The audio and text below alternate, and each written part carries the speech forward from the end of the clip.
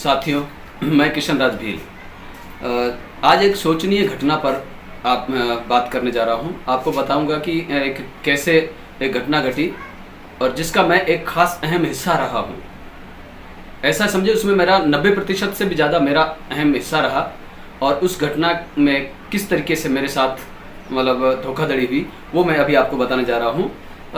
बात यह है कि मतलब जो पाक विस्थापित जो भील लोग थे जिनके घरों को तोड़ा गया था, मेरे YouTube चैनल पे या Facebook आईडी पे आप लोगों ने देखा होगा, मैंने वीडियो वगैरह अपलोड किए थे। और फिर मतलब वहाँ पर धरना लगाया। धरने के बाद में जो 40 बीघा ज़मीन कलेक्टर महोदया जैसलमेर के कलेक्टर महोदया ने दी, टीना डाबी ने, तो उस सिलसिले में बात करने जा रहा हूँ कि वो संघर्ष कैसे किया, किसने संघर्ष किया और उसकी ख्याति कौन ले गया और कैसे ले गया, वो कौन लोग थे। तो उस पर मैं आज चर्चा करने जा रहा हूँ कि जैसे मतलब ये 15 मई की बात है। 15 मई को जो है वहाँ जो पाक विस्थापितों की बस्ती बसी हुई थी जिसमें भी लोग बसे हुए थे, तो 15 मई की शाम को 6 बजे UIT के कुछ लोग वहाँ जाते हैं और उनको कहते हैं कि रात रात में आप अपना बोरिया बिस्तर बांध करके चले जाइए, नहीं तो कल हम आपके घरों को तोड़ेंगे। तो फिर जैसे ये वहाँ पर उनको मतलब चेतावनी दी जाती है, तो उसमें उस वहाँ जो घर है, बस्ती है पाक विस्थापितों में से, एक दीनाराम जी नाम करके आदमी है, उसने क्या किया, एक कॉल किया दिलीप सिंह सोढ़ा को। दिलीप सिंह जी सोढ़ा को कॉल किया और कहा कि भाई हमारे ऐसे अभी UIT वाले लोग आए थे और हमें ऐसा कह के गए हैं, कल हमारे घरों को तोड़ा जाएगा, आप हमारी कुछ मदद करें। तो दिलीप सिंह सोढ़ा उनको क्या कहते हैं, ध्यान से सुनिएगा, उसके बाद में आगे मैं इसी शख्स पर बात करने वाला हूँ आज खासकर। तो दिलीप सिंह सोढ़ा उनको कहते हैं कि मैं क्या कर सकता हूँ, सरकार है, उनकी ज़मीन है, उन्होंने तोड़े हैं, अब उसमें मैं कुछ नहीं कर सकता हूँ। मतलब वो अपने मदद से हाथ ऊपर कर देते हैं। अब यहाँ पर दिलीप सिंह का रोल ख़त्म हो जाता है और दिलीप सिंह उस वक्त ये भी कहते हैं कि मेरा इलाज चल रहा है और मैं आज रात को ही निकल रहा हूँ जोधपुर और 7 दिन का मेरा इलाज चलेगा, वहाँ चला जाऊँगा। ये चले मतलब उसके बाद में क्या करते हैं ये दीनाराम जी, अब इनको परेशान थे ये लोग कि अब हमारे कल घर तोड़े जाएंगे, हम कहाँ जाएंगे। तो इन्होंने रात को लगभग करीबन 9-10 बजे के आसपास मुझे कॉल किया और कहा, ये सारी बात बताई कि इस तरीके से UIT के लोग आए थे और हमें धमका के गए हैं और कल हमारे घर वास्तव में तोड़े जाएंगे, हम बेघर होंगे और आप हमारी मदद करें, हमारी मदद करने वाला कोई नहीं है। ये सुन करके मुझे दुख हुआ और अब मुझे ये लगा कि घर कल जब तोड़े जाएंगे तो इस गर्मी में वे लोग कहाँ जाएंगे, मेरा समाज कहाँ जाएगा, इतना दुखी होगा, उस पर अत्याचार होगा। तो अब मतलब ये सदमा मेरे लिए असहनीय था। तो मैंने रात को 11 बजे एक वीडियो बनाया। भाई रात को मैं कहीं अफसरों के पास भी नहीं जा सकता था, कुछ कर नहीं सकता था, अब रात को कॉल था, तो मैंने रात को वीडियो बनाया और वीडियो में सारी बातें बताई कि ऐसे बात है, स्थिति है, कल इन लोगों के घरों को तोड़ा जाएगा। जो कोई भी इंसानियत के नाते हमारी मदद करना चाहता है वह सुबह ही हमारी मदद करें।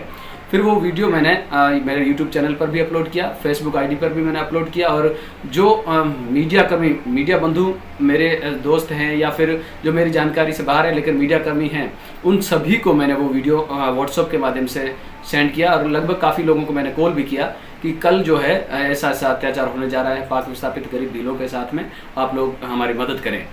तो रात में तो किसी ने देखा नहीं वो वीडियो।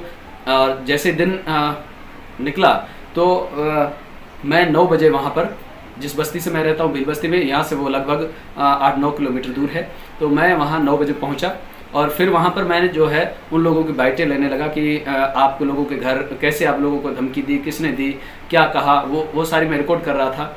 और फिर उनसे यह भी पूछ रहा था कि आप लोग कहाँ से आए हैं, कैसे आए हैं, किस बेस पे आए हैं और यहाँ पर जो रह रहे हैं आपके घर तोड़े जाएंगे तो फिर आप कहाँ जाएंगे। तो ये सारा मैं वहाँ पर संघर्ष कर रहा था और सारे मतलब वो वीडियोस बना रहा था, बाइटें ले रहा था, विजुअल बना रहा था, वो सारी करके मैं लगभग 10:30 बजे, और वहीं पर एक झाड़ी थी उसके नीचे बैठ करके वो सारे जो वीडियोस है को फेसबुक पर अपलोड करने लगा और मीडिया कर्मियों को भी भेजने लगा और भी काफ़ी साथियों को मैं भेजने लगा। लेकिन यहाँ पर मैंने दिलीप सिंह को कुछ नहीं भेजा और तो फिर भेजा और अभी ये प्रोसेस चल ही रहा था कि इतनी देर में 11 बज गई और 11 बजते ही सामने मैं क्या देखता हूँ कि UIT के लोग अपना पुलिस प्रशासन के साथ, दलबल के साथ में JCB वगैरह सब लेकर के आ रही थी। अब मैं वो वीडियो वगैरह अपलोड करना भी मैं भूल गया। मैं सामने देख रहा हूँ कि ये सब कुछ होने वाला है, तो इतने में लगभग हो ही गया, एक कमरा तोड़ा गया। जब ये प्रोसेस शुरू हुआ तोड़ने का, तो अब मैं बेबस की तरह वहाँ क्या कर सकता था, क्योंकि सामने पुलिस दल बल था, सब कुछ था और प्रशासन था उनके साथ में। अब मैं अकेला आदमी वहाँ पर क्या कर सकता हूँ? बाकी के लोग तो अनपढ़ और मतलब इतने जानकार नहीं थे, वे लोग तो एक लाचार की तरह मुझे देख रहे थे। तो फिर क्या है कि मैं वहाँ पर और तो कुछ नहीं कर सका, लेकिन वहाँ पर जो भी तोड़ रहे थे, कुछ भी जो भी घटना घट रही थी उनको सबको रिकॉर्ड कर रहा था। तो रिकॉर्ड कर रहा था तो वहाँ पर काफ़ी लोग मुझे देख रहे थे आस भरी निगाहों से, और उस वक्त मैं ऐसा फील कर रहा था कि मैं मतलब क्या करूँ। उन लोगों के चेहरे देख रहा था, उन लोगों के घर टूटते देख रहा था, उन लोगों को रोते हुए देख रहा था। तो मुझसे रहा नहीं गया। उस वक्त मुझे ऐसा लगा कि अब इस जीवन से अच्छा है कि मैं मर जाऊँ। यदि इन लोगों को मैं न्याय नहीं दिला पाया तो मेरा जीना बेकार है। और मैंने ठान लिया कि अब ये तोड़ रहे हैं, इसके बाद में मैं सीधा यहाँ से धरना लगाऊंगा, और धरना तब तक नहीं उठाऊंगा जब तक मुझे ज़मीन इन लोगों के लिए नहीं मिल जाती। मैंने वहाँ पर ये निर्णय ले लिया, और जैसे इन लोगों के घर तोड़े गए तो फिर उसके बाद में मैं सीधा वहाँ से धरने इन लोगों को लेकर के सीधा कलेक्ट्रेट पहुँचा और वहाँ पर ये धरना लगाया। ये मतलब 16 तारीख की बात है, 11-12 बजे की बात है। वहाँ धरना लगाया। उसके बाद में मेरे जो साथी थे, क्रांतिकारी साथी थे या फिर मेरे जो जागरूक साथी थे, वे लोग मेरे साथ आने लगे। जैसे पेमाराम जी है, राजवीर जी हैं, और भी काफ़ी लोग जो है वो मेरा साथ देने वहाँ पहुँच गए धरने में। कोई कॉल्स कर रहे थे, सब मेरा साथ देने आ गए। तो वहाँ पर हमारा रात भर धरना चला। रात भर रोडों पे हम मतलब बाल बच्चे औरतें वगैरह सब सोती रही। सुबह दिन 17 तारीख हुई, फिर दिन निकला, और उस वक्त इतना धरना मतलब लोग बढ़ रहे थे, काफ़ी लोग गाँवों से आ रहे थे सपोर्ट के लिए, मदद के लिए। तो धरना मतलब विशाल हो रहा था। यह देख करके जो तहसीलदार है निर्भयराम जी, उन्होंने निर्भयराम जी मुझे नहीं जानते थे, और उनको ये पता नहीं था कि ये जो है धरना लीड कौन कर रहा है। तो वो जो है एक हमारे भील समाज के युवा नेता है राजवीर जी, उनको जानते थे। उनको कॉल किया कि भाई आप जो इनका जो लीड कर रहे हैं उनको, उन लोगों को लेकर के आइए, बातचीत करें, और आपको हम जो है आपकी समस्याओं पर समाधान करेंगे। तो फिर राजवीर जी का मुझे कॉल आता है और मुझे कहते हैं कि तहसीलदार जी ने बुलाया है, चलिए। तो राजवीर जी वहाँ आते हैं। मैंने कहा कि भाई आप आ जाओ, हम चलते हैं। तो फिर राजवीर जी आते हैं। तब हम जो है 8-9 आदमियों की हमने लिस्ट बनाई, भाई 8-9 आदमियों को अंदर जाने देंगे और हमारी बातचीत होगी। तो उसमें जो नाम भेजे वो मैं आपको नाम शो कर रहा हूँ, आप ये सुनते जाइए। प्रारंभ में दिलीप सिंह को कॉल किया दीनाराम जी ने, उन्होंने स्पष्ट मना किया और उसी रात वे जोधपुर चले गए। उसके बाद में सारा कुछ मैं कर रहा हूँ, और उसके बाद में हालांकि मैं कभी ऐसा नहीं कहता कि मैं करता हूँ, लेकिन यहाँ पर आज मजबूरी है मेरी कहने की, क्योंकि मेरी ख्याति कोई और चुरा रहा है।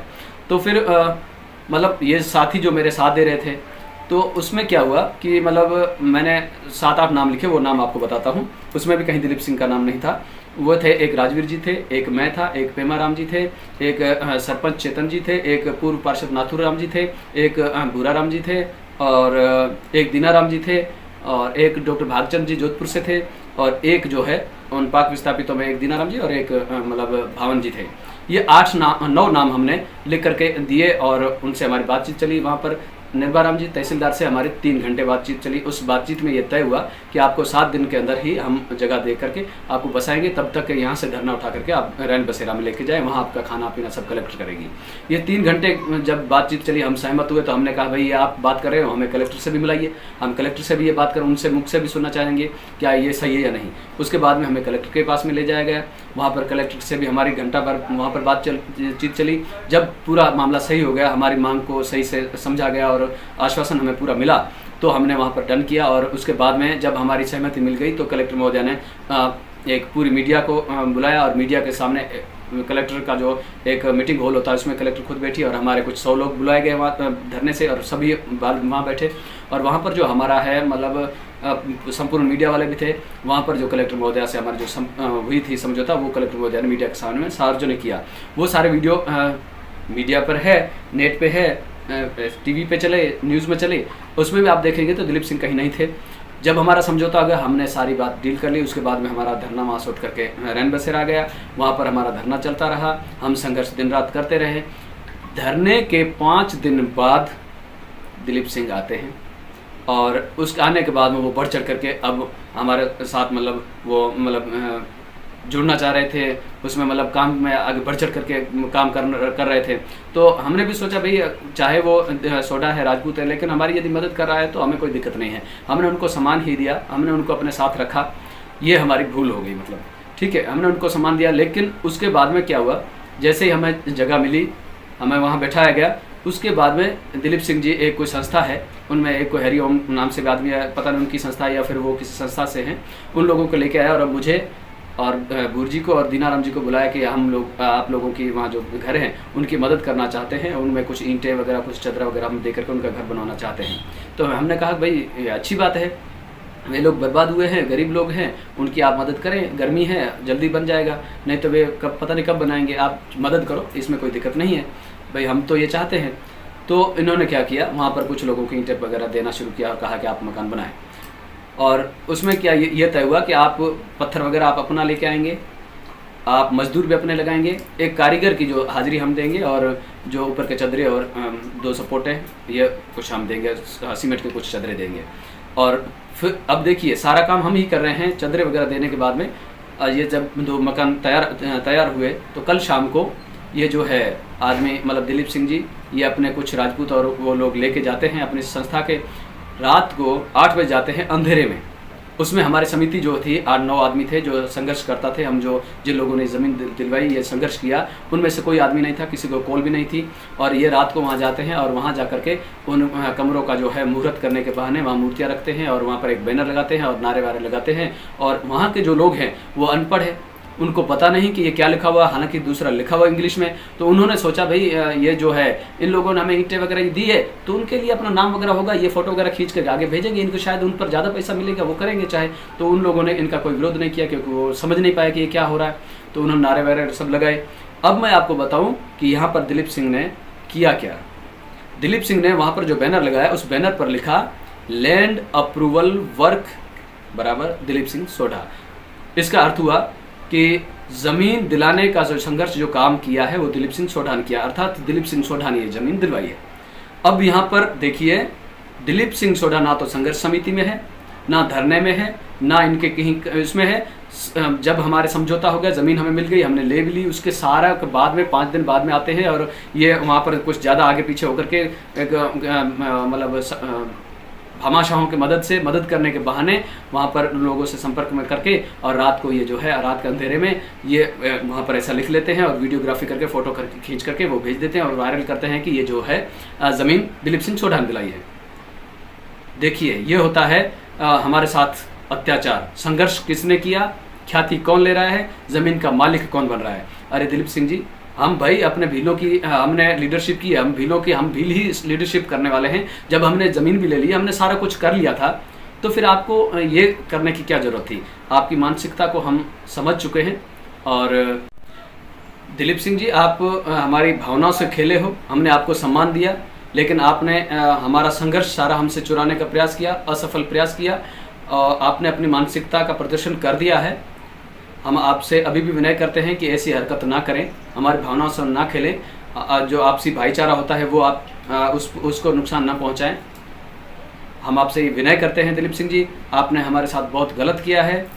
आप उस समिति में भी नहीं हो, हमने आपको सम्मान क्या दिया और आपने ये कुछ कर दिया। ऐसा ना करें। और दूसरी बात मैं अपने साथियों से ये बताना चाहूँगा कि देखिए, यदि ऐसे लोगों के हाथ में कलम होती, अभी इस बस्ती के इतिहास लिखते, तो क्या ये मेरा उसमें लिखते कुछ, या मेरे साथ जिस साथियों ने संघर्ष किया उनका कुछ लिखते? अभी भी कुछ नहीं लिखा। तो ये लोग उसमें कुछ नहीं लिखते, और जो किताब बनती उस किताब में ये आगे वालों को ये बताते हैं कि दिलीप सिंह सोढ़ा ने ही ये ज़मीन अलाउड कराई, ये सब कुछ उसने किया। तो आगे की पीढ़ियाँ तो दिलीप सिंह को पूछती, वो कहती कि सब कुछ वो था, जबकि उन लोगों को ये पता नहीं होता कि हमारे पुरखों ने ये सारा कुछ किया है। तो इसी तरीके से ऐसे लोगों के हाथों में कलम आती है और वे लोग हमारा इतिहास लिखते हैं और उसमें यही लिखते हैं कि हमारा इतिहास ख़त्म कर दिया जाता है। लिखते ही नहीं है, कहीं भी लिखते हैं तो हमारे पुरखों को नीचा दिखाने का प्रयास करते हैं। तो अब हम खुद अपना इतिहास खुद लिखेंगे।